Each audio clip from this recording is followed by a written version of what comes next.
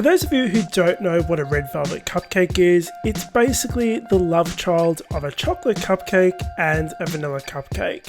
And if you've been following me for a while, you know this is my all-time favourite dessert.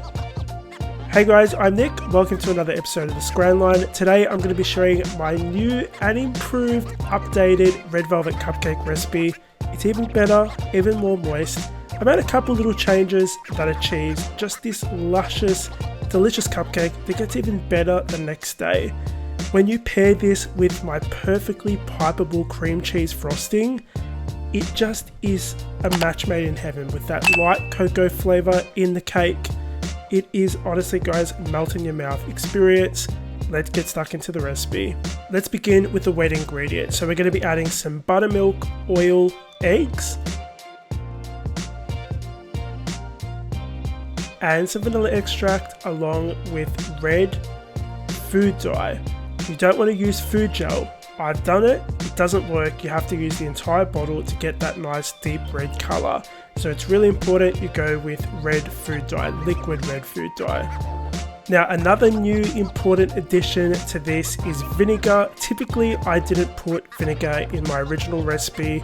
I just didn't think that it needed it. But because I'm using more buttermilk and I'm using cake flour, which is a lot lighter than regular all-purpose, I'm using the vinegar because it reacts with the bicarb soda and gives it this air boost in the oven as it bakes, making it even fluffier and helping it rise. So, vinegar is in the new recipe. Whisk that up, and as usual guys, you can find the recipe for this on my website at scran.com along with the new cream cheese frosting recipe, which is slightly less sweet than the original. Set that aside, let's move on to the dry ingredients. Now, last week I showed you guys how to make cake flour at home. This is a new addition to this recipe. It makes this cupcake even more soft and just so melt in your mouth. So if you want to learn how to make this at home, the recipe is on my website at scran.com. Pour that into a bowl along with the cocoa powder, 2 tablespoons of that. If you want to get a brighter red velvet cupcake, use 1 tablespoon. Add your baking powder and bicarb soda along with your salt and sugar and use a whisk to combine these. Then add your wet ingredients in there and use a whisk to mix this. You want to make sure you don't over mix. Mix until you see no dry ingredients showing. Otherwise your cupcakes will be chewy and nobody wants a chewy cupcake that also potentially shrinks as it cools after it's baked. You want to take care to make sure you're scraping down the sides as well, guys. Now the best way to get this batter into your cupcake liners is using an ice cream scoop. If you've watched me for a long time, you know I'm a fan of these. Using an ice cream scoop means you fill them up all the same amount and they all bake at the same time. So we're going to be filling these up 3/4 of the way. Originally the cupcake recipe was just over halfway. This recipe you're going to be filling up 3/4 of the way.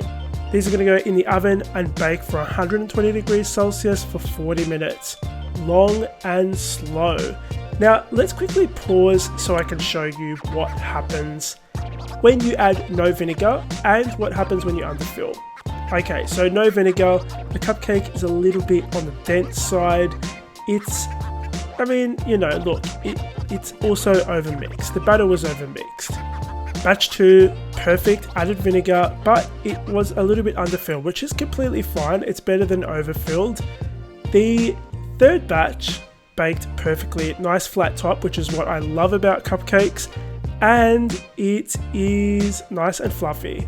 Now if you want to learn how to make my new cream cheese frosting recipe, it's over on my website at scranline.com. I also have a video for it which I'll link below.